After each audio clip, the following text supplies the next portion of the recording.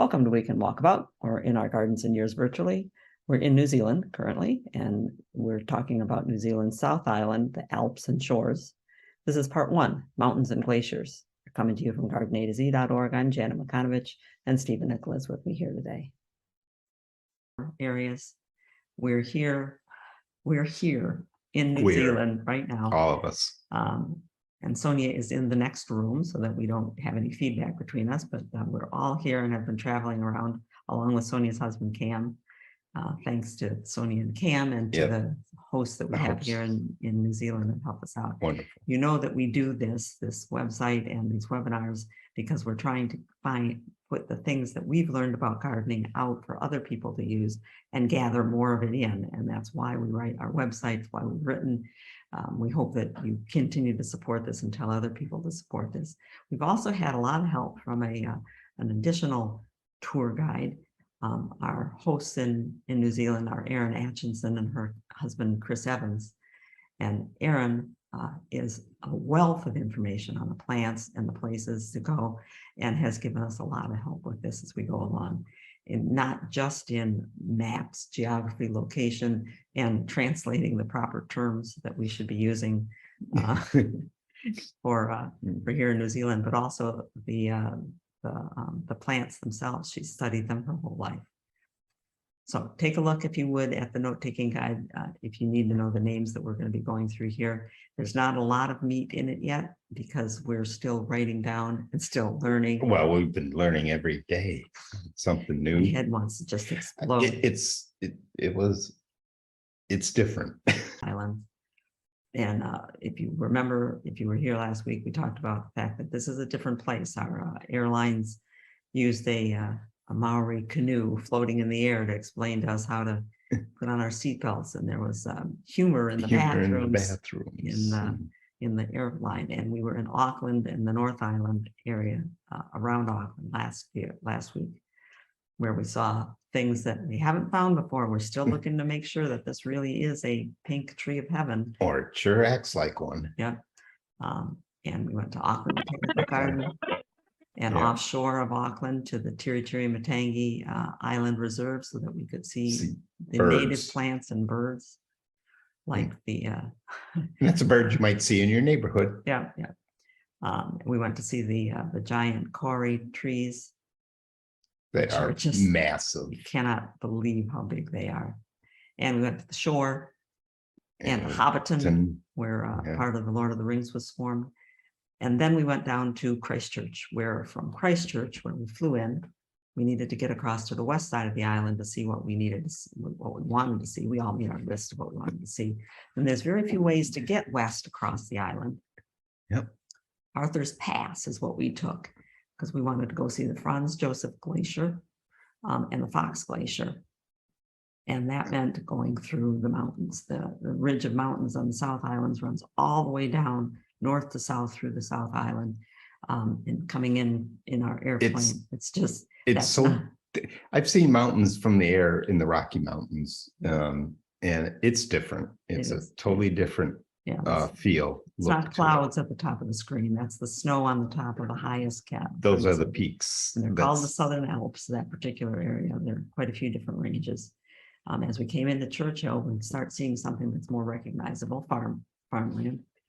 And when Steve pointed out, he said, well, what are those things down there? Look, it looks like it's an E. I said, Steve, I think those are hedges. They are all hedges. This country loves hedges. And they aren't hedges like your barberry or boxwood hedge that we were seeing out playing there. Those are tree hedges, and we'll get back to them later. But it's a different look. It's a very pastoral setting. We left that behind and headed across the island through that lowland toward the Alps, through all the sheep, lots of sheep. Sheep and cattle. And there are not very many foothills, as Steve put it, a very abrupt start to the Alps. Yeah. When you go to the Rockies, you go across the flat plain, then you hit the foothills, and then you hit the mountains. Here it's flat. A little bit of foothill, mountain. Boom, you're in the mountains. And it's gorgeous. But you see, as soon as you get to the mountains, that you are on the dry side of the mountains. that the weather appears to be coming in from the shore in toward and the mountains are stopping the rain clouds. So we're on the dry side, just as you'd be on the dry side in Oregon if you were on the east part of Oregon, for instance, or Washington State, because the snow is snow and the rain and everything else is being stopped by those high peaks and running down because it is spring. Lots of waterfalls to see as you go along. Some are accessible and large that you can see, but there's also a lot of little waterfalls going on. This one was accessible most of the time, but not.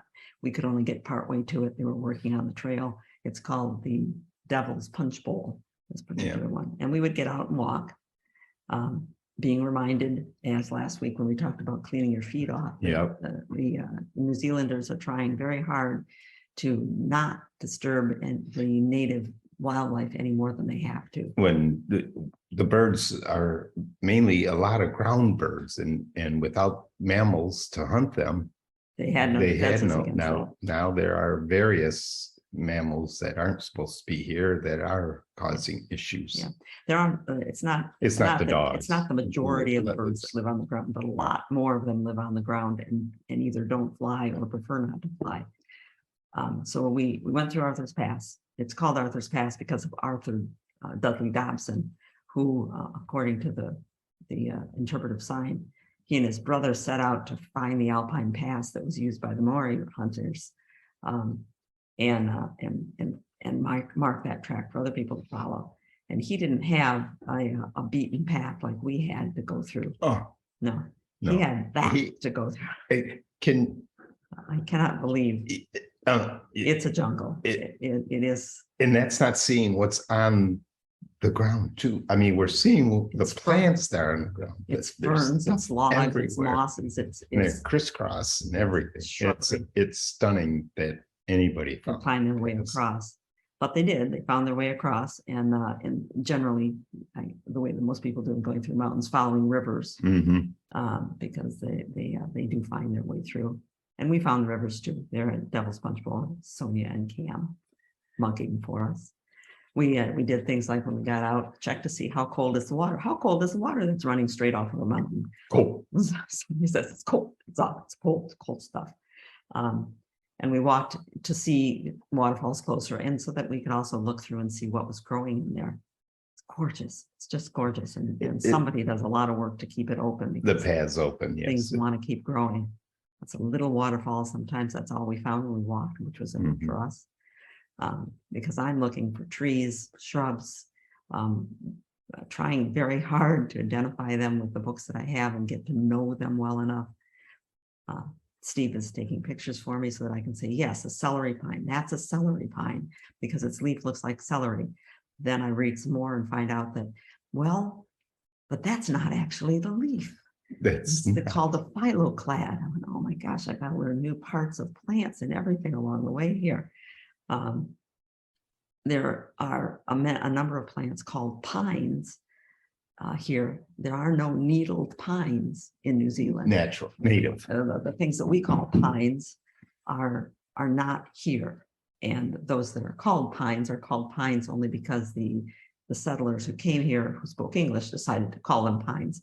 So it's there's a Maori name, the indigenous people who are here. There's an English name, there's a scientific name, and it's a little bit of a tangle to figure them out, just like it's a tangle in the jungle. And the moss that grows in there. Mosses, there's mosses and algae, and then you could go on forever. It's all that water splashing through everything. It just goes. Oh, what we were going to do, why we were going through the mountains and over to the West Coast was in part to see the glaciers, the Franz Josef Glacier and the Fox Glacier. We got to the town of Franz Josef. Which is up in the mountains. That has that mountain feel, definitely offering a lot of activities for people. Right, it's a resort place. Yeah. And that is the Franz Josef Glacier, the tongue of ice that you see coming down there. It used to be a lot closer. Say Cam and Sonia have both been here to this place before. I think it was 18 years ago, they figured out separately, they were here separately. Yeah. And at the time they were here, you could get almost right to the glacier itself. And this is where we say we've got ferns, tree ferns, a number of different species of tree ferns that are quite tropical looking, and species that are zone 8 growing right there along the river that's coming out of that glacier. Yeah. There are a lot of walking paths that you can go through, but they are not, they're marked in red here, but we weren't able to go to many of those places because it's become unsafe to get up to the glacier. The glacier used to come all the way down into here. Down to here. When Sonia and Cam saw it, it was that close. Now it's been melting as the climate gets warmer and retreating, and it doesn't retreat evenly. Sometimes ice breaks loose and water makes a dam and water backs up behind it, and then there's a flash flood and moves things along. So we're told to stop.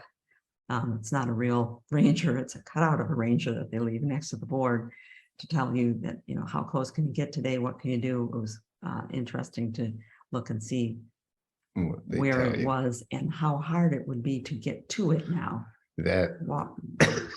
Hiking through a rocky ravine for a mile or more, and suddenly having a cascade of ice coming down on you or water, it would be very dangerous. In fact, there was a story there of one group of people who decided, well, we're going to walk where you're not supposed to walk. We're going to go on this path anyway.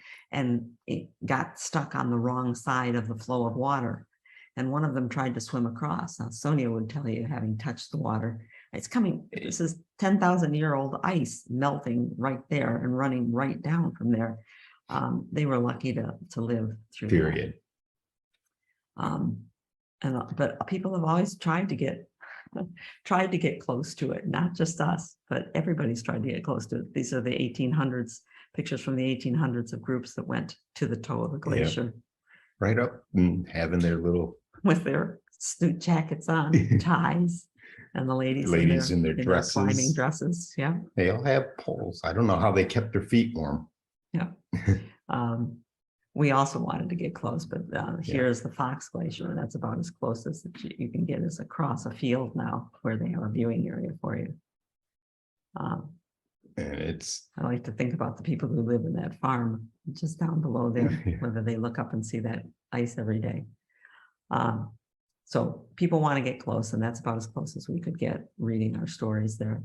But there was lots to see, including waterfalls that some of them hit 12 times coming down the hill or more. Yeah, some of them splashed around and some of them touched down, reformed a stream and kept on going down. They're great to watch. It's beautiful to watch the water falling down. Yeah. So it's not just coming from the glacier. And because of all that moisture, then you get things like these roots that are able to grow into a crack in rock. And that's where we start learning. Well, maybe not start learning, but I start applying these things to gardens. People ask whether a tree growing close to the house is going to hurt the foundation. If there's a crack in the foundation, yes. If there's not a crack in the foundation, it's not going to bother it. But if there's a crack in the foundation, that root's going to get in there and grow, get bigger and bigger, and by hydraulics, crack that piece of the boulder right off. Morning, Erin. Poor lady. We told people that you might be here, but it's okay. Say hello. Hello. Hello. Oh, sorry. I fell asleep. It is in the middle of the night. I asked Erin. We have a question that Erin could maybe address. I had a question in here about the sheep to human ratio at the moment. Used to be 5 million sheep to 1 million people. Do you know where the sheep to human ratio is at the moment? I think because when I was a child, it was always 3 million people and 70 million sheep, but it is significantly down. I'm thinking it's about 30 million cows, and I think it's not much more sheep. So, and we're now 5 million. So it's the numbers are coming down. Yeah, they're coming down, but it's still, so it's maybe 30, 40 million sheep. Yeah. But it's not like there's a sheep around every corner. And we drove lots of miles without seeing sheep. So it isn't like there's sheep crowded in there. It's space that you can get. But definitely the lamb and wool industry is much smaller than it was 40 years ago. Well, I can ask you the question that I most desperately wanted to ask you, which is you grew up here, and in your lifetime, there's been a change or an increase in the attitude toward sharing the island more evenly between those who colonized it from Europe and those who were here already. So much so that we're looking at different names of cities and places. Do you see that accelerating? Is it just been slowly coming on? How does that work? It's so New Zealand has always had a fairly open relationship with Māori the indigenous people, but it's much more in terms of like language and understanding of what broadly in the world we've got indigenous rights. I think it's become more apparent. However, it's a really interesting question about how everyone feels. I think in